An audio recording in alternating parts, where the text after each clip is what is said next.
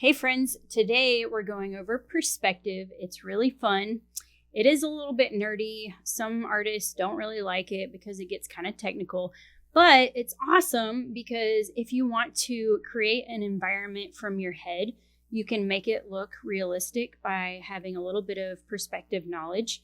And, maybe you're in like a beautiful city and you want to draw the buildings and maybe you're drawing them and the angles don't quite look right and something's off and you're like, what is happening? If you have a little bit of perspective knowledge, then you can totally fix those problems. It's pretty cool. Okay, so we're going to start with 1-point perspective. And this is the very basic part of perspective is 1-point perspective. Once you get the hang of 1-point and 2-point, it kind of makes the rest of them make sense. One of the things that makes me really excited is how you can literally create things from scratch once you know perspective.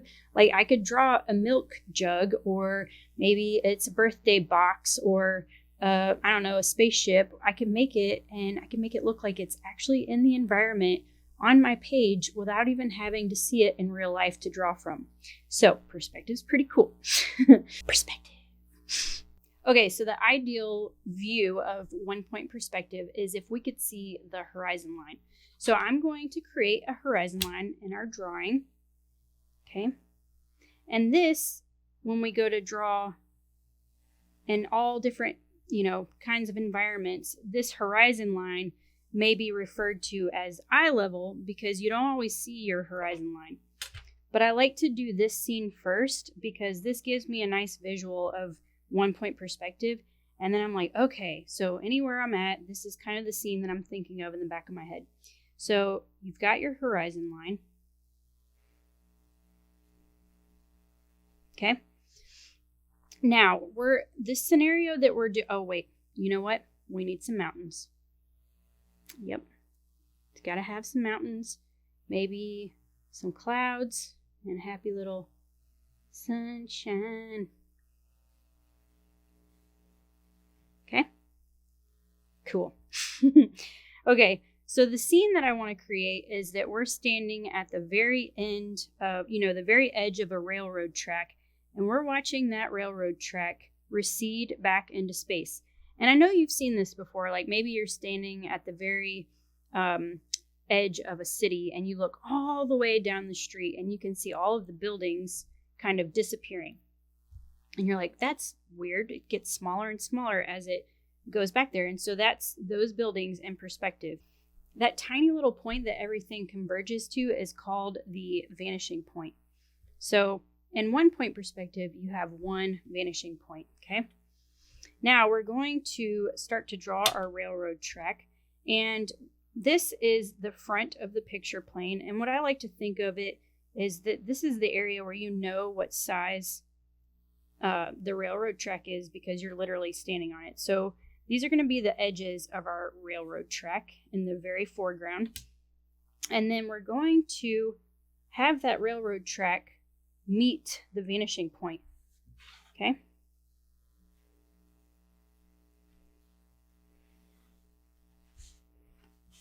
So this already looks like, here's a beautiful drawing of a railroad track. It's took me hours.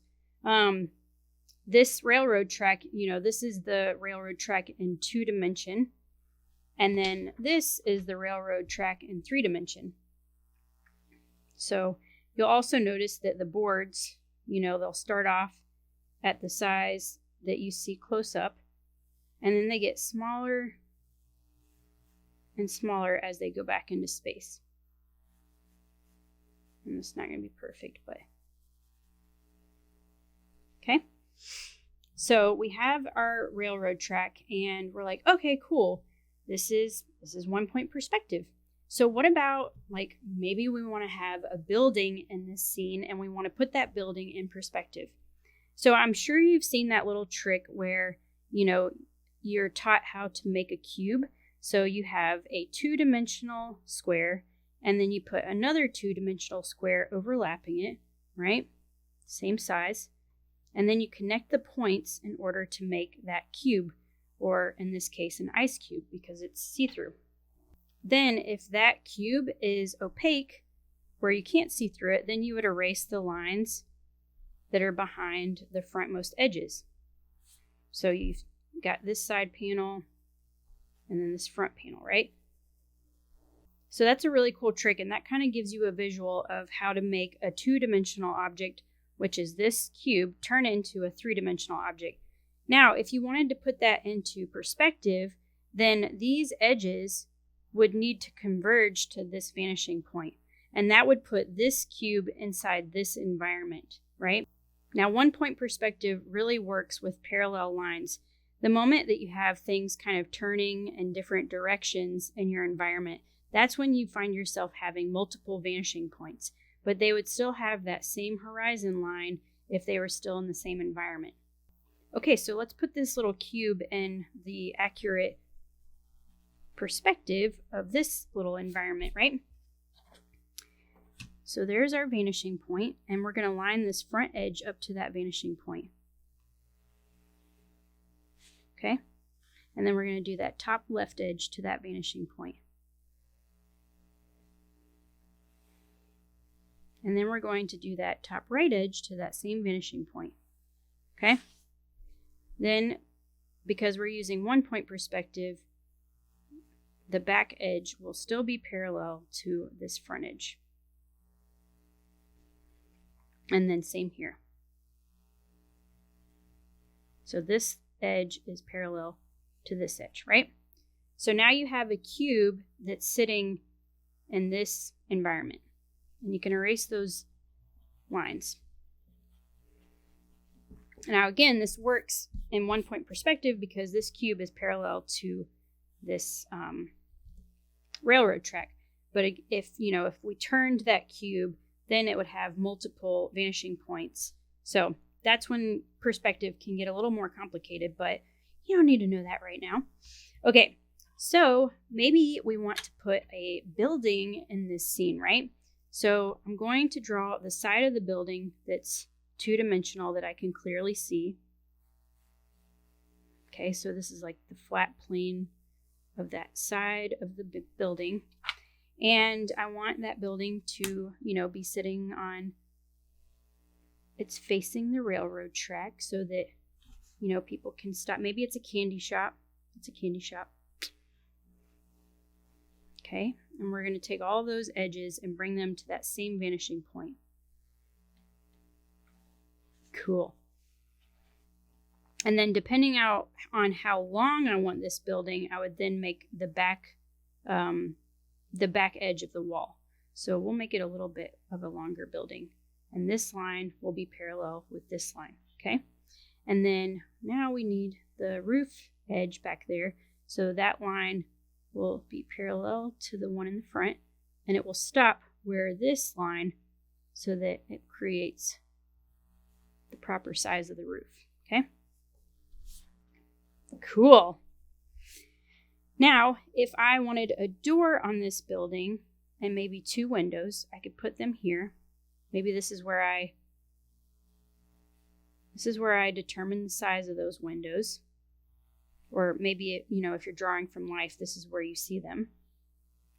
And then if you want those windows to be over here as well, like let's say you want windows the same exact side on this side, and maybe you even want a door on this side, but you're like, I don't know how tall to make them because they're going, they're in perspective.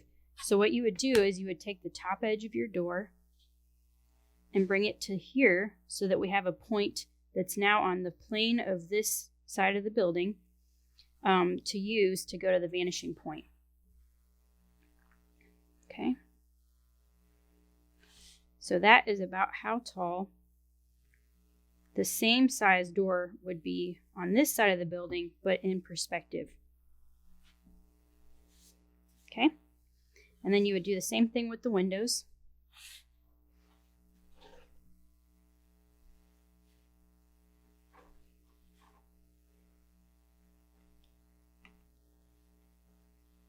Okay.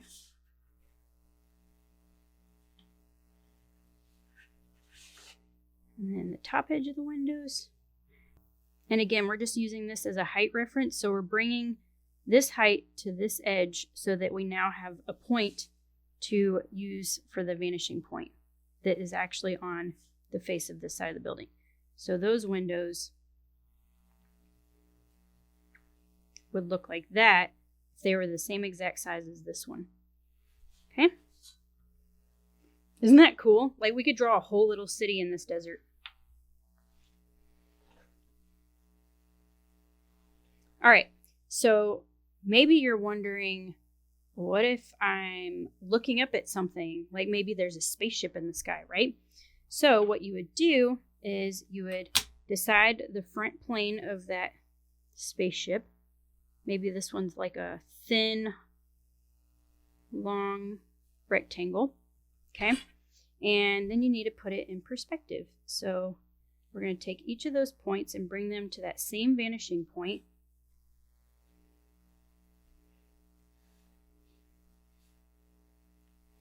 Right? And then you can decide how long you want this spaceship to be. So I'm going to make it stop here. Okay? And then we erase these lines. Whoa, how cool. Kind of looks like this spaceship might be, let's see. Oh yeah. So this spaceship is right above this building, which means we're going to have that spaceship be checking out, maybe abducting a sleeping kitty cat. Oh man. Okay. Very important stuff. You need to be more spaceship looking. Maybe some lights. Oh yeah. There we go. Okay. Very interesting shaped spaceship, but it gives us an idea of how the perspective would work on something that's above the horizon line. So these two are different views, right? So this is your eye level, and when you're looking up at something that's above the horizon line, then that would be called the worm's eye view. It's just like a little word that you can remember to kind of think, okay, I'm a little worm looking up and I can see the underbelly of that spaceship. Now, if you're looking down at things below the horizon line, then this is called bird's eye view. So you're seeing the top sides of all the objects that are below the horizon line. Now, what if you have something that goes right through the horizon line? So you could totally do that. We're going to draw a building that's pretty tall right here.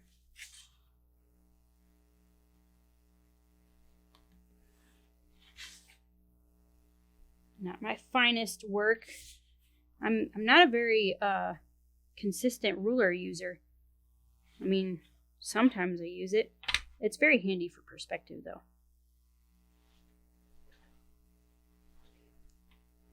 All right, and now the edges of that building will go to the horizon, or that vanishing point on that horizon line. And then same with this edge, except for it will be pointing downwards. So it would look like this, right? So anytime you have something that goes right through the horizon line, it's going to have edges that come from the top and edges that come from the bottom. Okay, I'm going to create the back of the building and erase those lines. And then you would erase anything that you wouldn't see if you really wanted to turn this into a nice little drawing. Okay. You can have windows. Maybe Spider-Man is crawling on the wall. Okay. Yeah, that does look like Spider-Man. Thanks. I appreciate that. Okay. So the next thing to think about is this applies to all kinds of different things. You could use this one-point perspective inside a room. You could use it for objects laying on top of a table. I mean, it is so helpful. It helps you to make things look three-dimensional inside an environment. Pretty cool, huh?